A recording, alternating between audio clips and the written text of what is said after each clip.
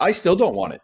There's actually so one of the interesting things about that, we're going to go on a mild tangent, is there were a lot of women at the time who were against the suffrage movement, because their perception was, if we are allowed to vote, we get that right, that means we have other responsibilities that come along with it, There is, and okay, we can have fun in this one.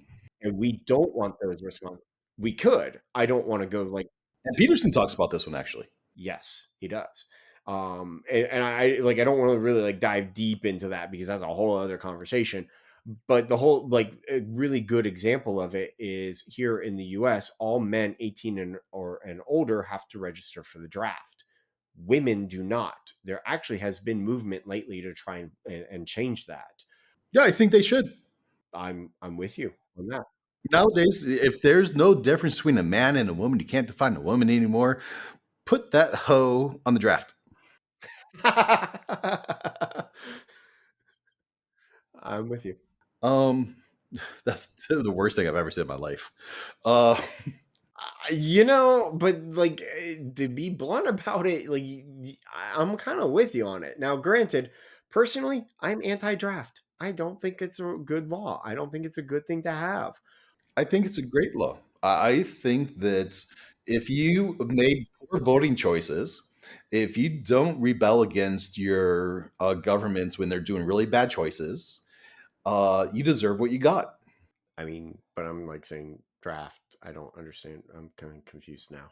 So by allowing the government to do bad stuff, by shutting up and not going out and protesting so much that they refuse to do bad wars, then you automatically deserve to get dead in wars by draft.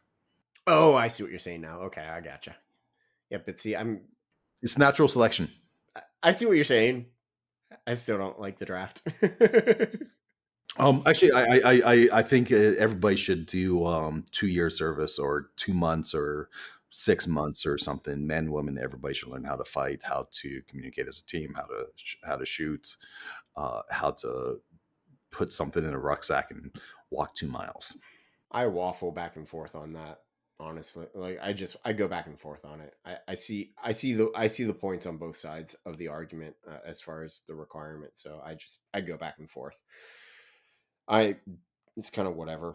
But like, kind of bringing the whole perception and reality thing back to this decentralized command principle, or at least trying to attempt to do it, because we really went out there with it, is a lot of times, you as a leader, like, you have to have, that 1,000 foot level view of what's going on. You have to have that vision of things, because you need to perceive all of the reality of the situation, whereas the frontline people have to only perceive like that little minutia area of it. And so it's very important, like, that's very important. That's why, like, pushing things up and down the chain of command is super important too, and that's one of the part of the whole building trust and things like that, because you have to trust that the people below you are going to push things up to you, and they have to trust that you are going to push things down to them. So, it's just trying to put a little bit of a bow on the reality discussion. I think okay, perfect. I think that decentralization is not a cure to better micromanage people. True. I think it's about letting go and having the process to let go in a responsible way that leads to success without trying to uh, have the super leaders, the super creatives, the brilliant minds at the top of the food chain. It's a way to develop your leaders, develop everybody's focus in a way that they push up what it needs to be known so that the leader above them can take a smaller amount of data and make a better decision based off of their sphere of perception. You are, yeah, yep. I think that's a really nice way to put it. And at that, I'm going to say, let's let's leave it. we we have hit this topic pretty hard, and we've talked about it from multiple perspectives and everything. I think we could continue talking about team structure and everything with like decentralized command over and over and over again, and I think we will. Um, but we are. I think this is really good way to leave it. And with that being said, um, I'm going to say let's switch over to the paid side of the discussion, and we will talk to all you freeloaders later. Oh man, yeah, I can't believe we really did go there this time. We really went hard. Yeah, yeah, we tore it up. And you know what? I'm glad we ended there because I didn't like the business case on this one. No, I thought the business was. I thought it was goofy. I think. It came down to he does. They have all this on command, decentralized command, and then they filter it down to have smaller teams. See, and here, like my big thing is, yeah, have smaller teams. I think small teams are extremely important within businesses and stuff. But like, But they didn't talk about how to take the guy from his 21 team member and to take that whole team and make it into a mega department where he was great. They basically turn it into make smaller teams and bastardize the people. yeah, yep, yep. I thought it was lame. I thought it was mega fucking lame. I feel like there was a lot more going on behind the scenes with this one, and I think they chose. I just think they chose the wrong topic. So that's yeah, I'm with you. It's not exactly the best. It was not the best. So Yeah, I like their say it wasn't the best.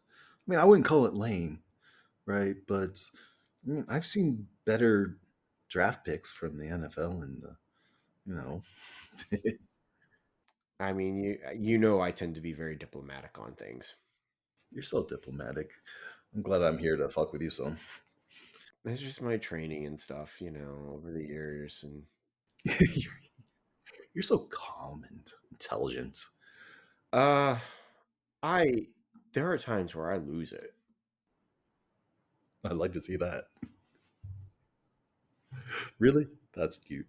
I bet you get so mad if you get raw. I can see. I'm mad. Okay. Oh, it takes a lot to pull that out of me. It has to, like I I have developed and I have really worked hard to create this reputation that when I lose it, people better listen because I don't lose it very often. Because if I'm losing it, it means you have gotten way under my skin or something, or the situation has gotten way under my skin about it that there we've we've crossed a line, and it's a line you should never cross with me. That's so interesting perspective. You are such a human. I like that about you. The I'll I will often use losing it as a tool to work with those around me in I think a way that's appropriate for their emotional state or mental ability. Um, so I would lose it differently around certain contractors, right? Construction contractors versus the way I'd lose it with a developer team um, that's professional or even a junior developer. I think I do it as a very different tool. Not that I'm an emotional goat. Uh, I just I think the appearance of losing it is a very powerful tool. I agree, and that's why I've cultivated things the way that I have. And a lot of it is also it depends upon the situation that you are in. I know that when you are in certain situations, people do expect you to act or react very emotionally, and when you do not, it ends up like it puts them off balance a lot. But that's just the way I have. In good and bad ways sometimes, right? So, um, not defending your girlfriend in a certain situation, right, is a good example of a time when you should have lost it a little bit. I don't like what happened um in the what was that bullshit show um with Will Smith. I thought that was a very fake and productive way. Yeah, that was to me staged. Um and before that I liked him so much. Now I'm like, loser. So, oh no, I lost a lot of respect for him a long time ago. As soon as as soon as certain things started coming out about him and his wife's relationship and things like that, I was like, "Yep, no, you're not." Yeah, yeah, that also became awkward. Yep, no, I'm like, nope, not, don't. And then he started the other part of it too is he started taking on BS roles, and I'm just like, nope, you're trying to what you are essentially trying to do right now is stay relevant. You're not. He was basically going the Nicolas Cage route, and it's like, no, this is you're ruining a lot of stuff. Don't ruin it. Yeah, at this point in my view, he's I just whatever. But no, no. What I don't like, and some people like this, and some people thrive in this type of a relationship is where where and it's very often the woman who does this, where the woman goes and creates these types of situations where the guy has to react in a For attention. well, it's not just for attention, it's also like a test, and it's a constant test of saying, Okay, yeah, sure. Need of affiliation and proven of relationship and stuff. "Yep, yep," where she I think this is a lack of maturity. I think it is too. But there are some people who are, that's what they like, that's what they want in their relationship. Yeah, yeah. Some people like that emotional response. I think, um, I think if you like being involved with a druggie, you know your client, right? That's cool. You know what you're getting into, you know what you're dealing with. As long as you go in with both eyes open and understand what's going to happen, then go for it. Yeah, when you love a narcissist, you know what to get. Um, Sometimes you have to learn the hard way, though, about narcissists. oh, yeah, yeah. You know my opinion on narcissist, the victim lover of a narcissist.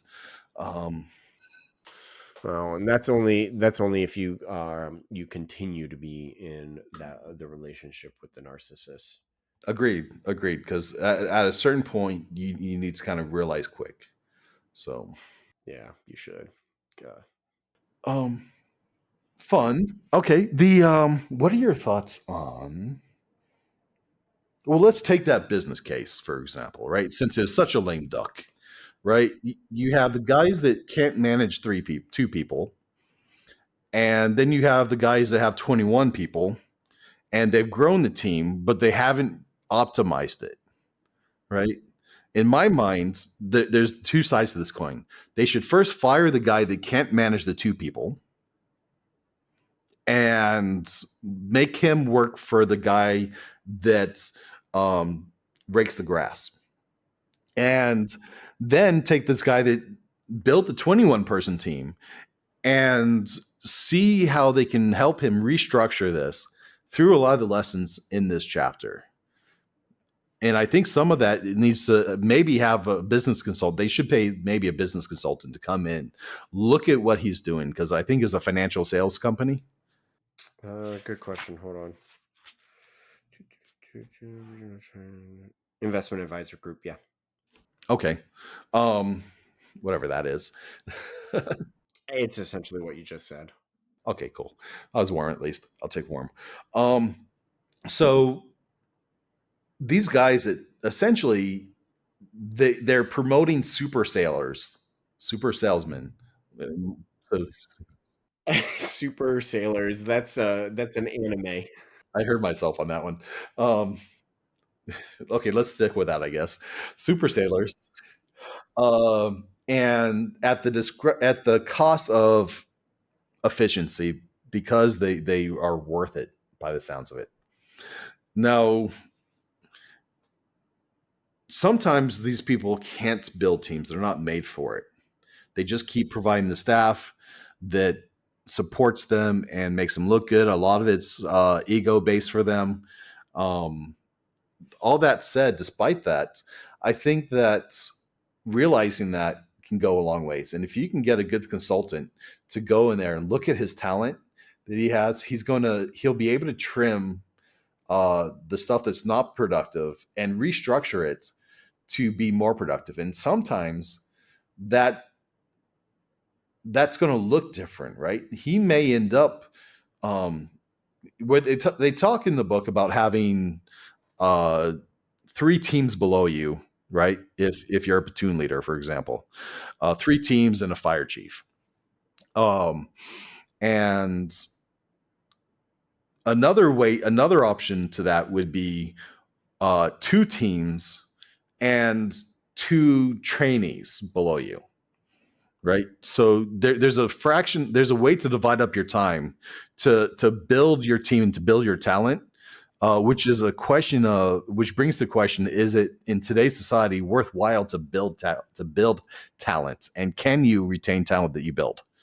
I think that's another question. Well, oh boy. I think that's just the ultimate question of business, to be honest.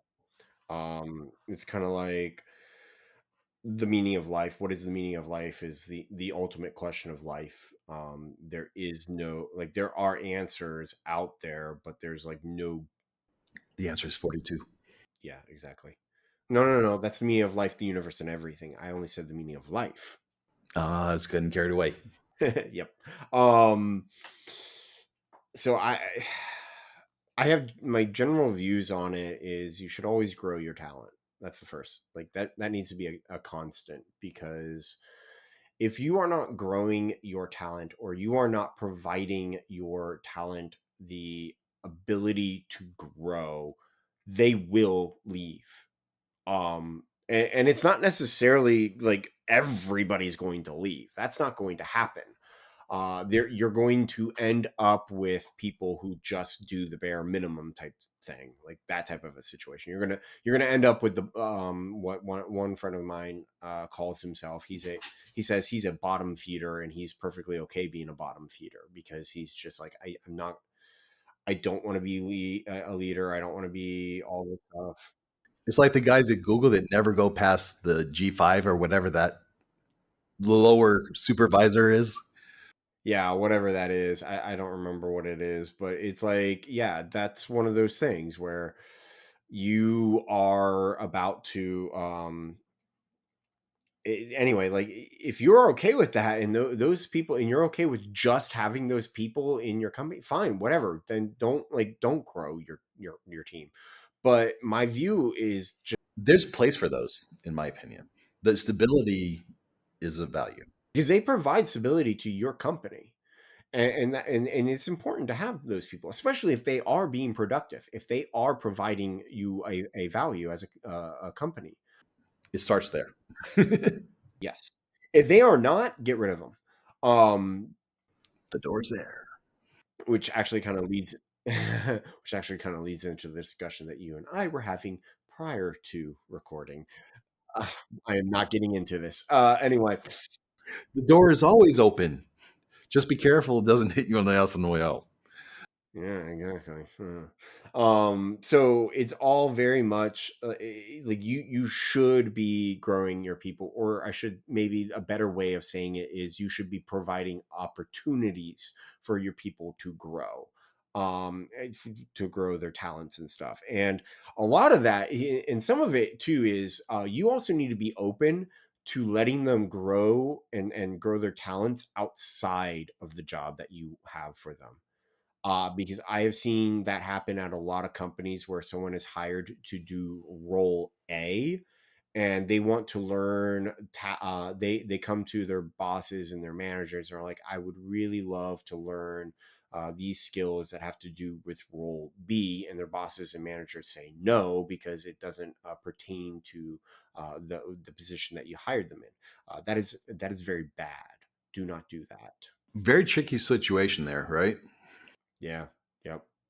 I don't know how I feel about that, right? Because if I hire somebody to do Android development, right?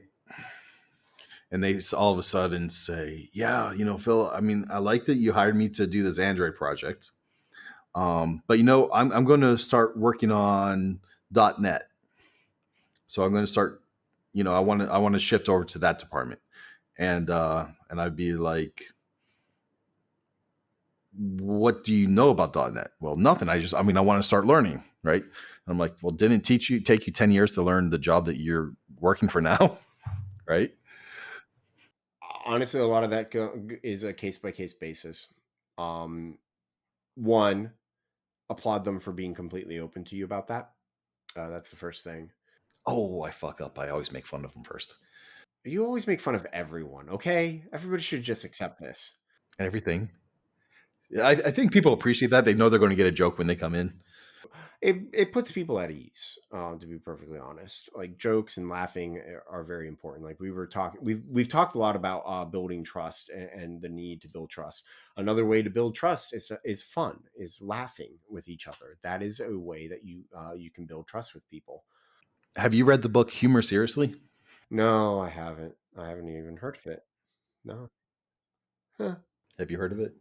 Some crazy chick talking about not being so corporate and having fun and being a person with some kind of soul. Yeah, that's something that's super important. Um, or you need to pretend to have a soul at least. Yeah, yeah, just pretend, at least pretend. That's why I learned from her book. But like if so let me put it this way. If you hire somebody to do an Android role and within the first week they come to you and say, I want to go and switch over to this department, yeah, there's a problem. You need to sit down and you need to have a conversation with them. But if you hired somebody to be an Android developer and after a year of working Android with you and they come to you and they say, I want to go and do this .NET thing, then at that point, honestly, I think you would be open to it. I think you need to sit down and be open to the conversation of, okay, what does that look like? How is that going to move you forward in the career that you desire and everything? And how can we accommodate that? And at the same time, how can we you moving on and doing this .NET stuff is going to leave a hole in my Android development team. How can we figure out how to fill that while I go and try to find somebody else to hire? Because part of that is going to be you're shifting resources. So when you shift resources from like the Android team to the .NET team, that also means you don't need to go and hire somebody for .NET now. You already have someone internal, but it does mean you have to go and hire somebody for Android, and that might like that. There's going to be a lot of decisions and stuff that factor into it. I always I always recommend erring on the side of let them learn, let them try it out, let them see how they like it. If they like it and they do it, okay, fine. We have to make accommodations around that. If they don't like it, fine. They they can go back to being an Android developer. And I say all of this because this is something that I've done at companies in the past. There was one company that hired me to be a developer, and I ended up doing something completely different within the first 6 months of working there because I wanted to. I think there's a difference between this. Okay, so there's two versions of this.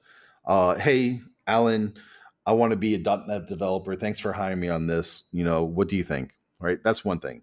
And then there's another thing. It's, hey, Alan, I heard on the call that it looks like they're starting up this new initiative, and I don't want to totally separate myself from you, but I was wondering if I could be a small part of that somehow.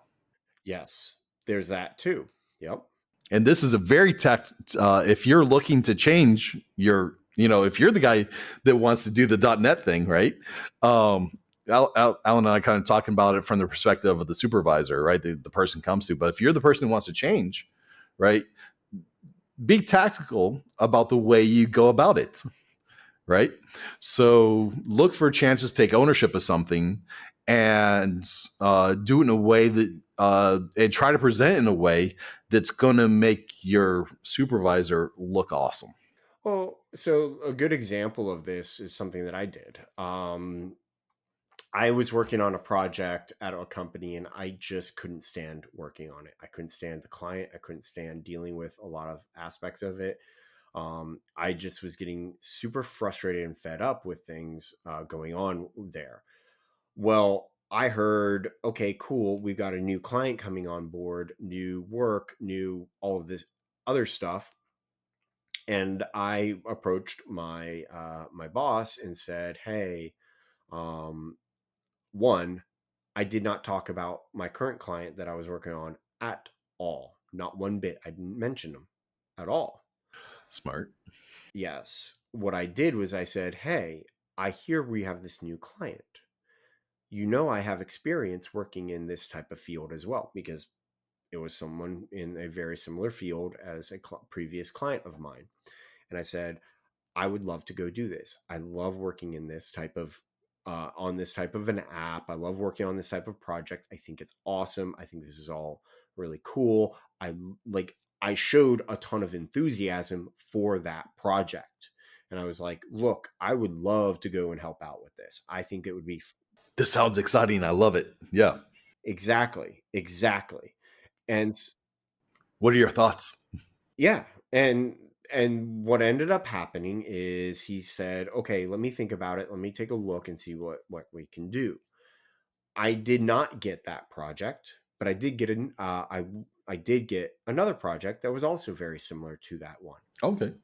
Long and short of it is, I got what I wanted, which was to get off of the project that I was currently working on. Huge.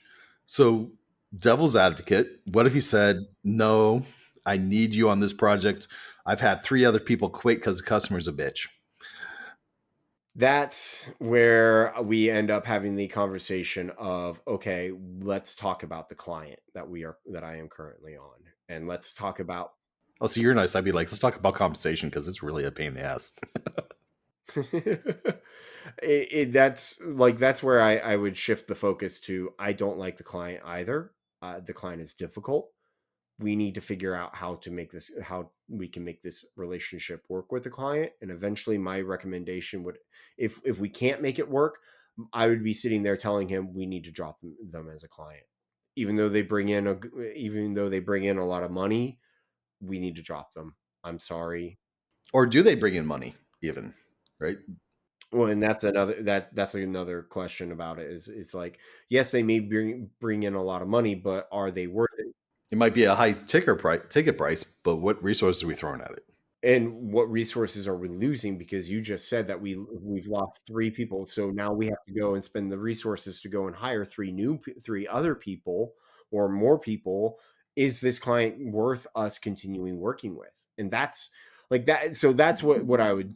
That's the way I would approach all that. Is it's like, look, I'm trying to one. What is my ultimate desire? My ultimate desire is to get off of that client's project.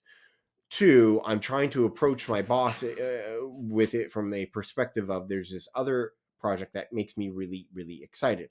But if my boss came to me and said, no, I really need you on this from because the client is really awful, and you then that shifts the focus of the conversation because the conversation is no longer about me getting off of the project and going to work for on a project that I'm excited about. The conversation now is shifted to a conversation about the client because that's how the boss approached it.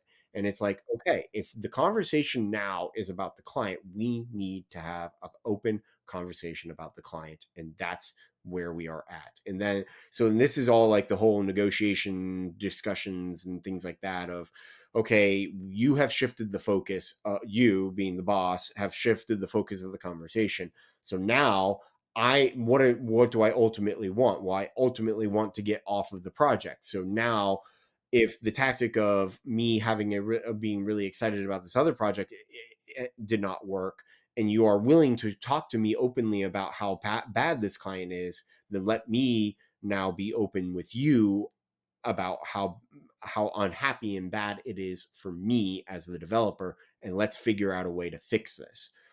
And then ultimately, if there is no way to fix it, and my company and the company I am working at is refusing to make the fix, sorry, I got to go.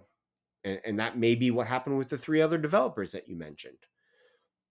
But I haven't found too many examples of that where a company is not willing to work with you as a developer to fix the relationship with a client because they a want to keep you as the developer and b they want to keep that client. So Yeah. Yeah. Sometimes where I've dealt with somewhat difficult customers before, There's normally for me a two part process. One is to get the customer on track and to see what's causing the problem, and two, to see if it's so bad that the I can't somehow reward the contractor um, by maybe saying I'll get you a really plush deal on the next one to make up for this, so we can save face and finish this project. And I've had that too. I've had that happen too, where a pro or where I was at a company where the projects usually lasted 6 to 9 months, and my boss would come to me and be like, "Yeah, I know this is really awful. I know you've been putting in tons of hours. Please bear with me up to this point. I've got another project lined up for you. I can't talk to you about it, but you're going to be very excited." And then all of a sudden, it does happen, and I am excited about it. Like I've had that happen. So things like that are very, very big and very important and stuff like that. Yeah, sometimes you just have to dig another couple feet to hit gold. And all of this is about communication communication and building trust with people. So, um, Yep. But it's also the people above you recognizing needs yes. and having the ability to recognize that. Um, Sometimes they don't. And also and to set aside their ego and desires to recognize that their desires and their needs are not necessarily what's best for their company, because even though they may want the uh, even though they may want to keep somebody on a project with a client because that project because they're really good with that client, but they're having a really rough time, they need to then go and look at it. How crud? I'm trying to figure out how to put this. What's best for the company in the long term? Is it keeping that developer? Or is it keeping that client happy? Like you sometimes looking and seeing, well, wait a second, this client only has so much longer on the contract and they're not going to be renewing. So I would, I, Or we're not renewing. or we're not renewing, because that happens. We need to keep this developer because having this developer makes us money, because blah blah blah blah. Then you have to go inside with the developer, things like that. So anyway, it's getting kind of long, late. Fair enough. Fair enough. I was going to ask you if you heard of Alan West, and he talks of uh, General Allen West. WEISS, the Consulting Bible, and he talks about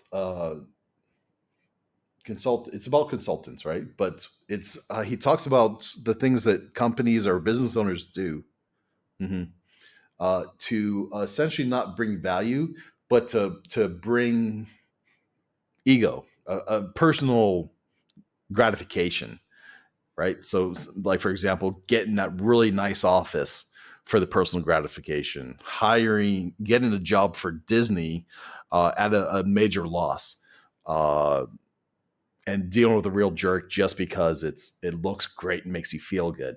Doing essentially doing projects that you really should turn away, uh, but you're doing for some kind of personal. That's that's hard, because sometimes when you're getting started and you're going and getting it going, you do need to work with the crap. This is different. When you're getting started, I think you really like. Sometimes you take a small calculated loss to do that. You don't bet your kid's future on it, and you don't jump at it too much. But you take it, you consider it, and if you can afford it, and if you can count it as a marketing expense, that's very different than doing it because saying a better example is I would want that office with a view that's going to run me $1 million a year, even though I don't even need an office, right? It's just me. But this office with a view is great. It's got room for 20 people. Yeah, I don't have any employees, but it's great, right? And I want it. um, Well, it's hard because like I've seen myself, I myself have fallen into that trap on occasion and been like, all right, and then I regret it later. But so I'm sorry, I do need to get going. I have another appointment here in a few minutes. So was a pleasure.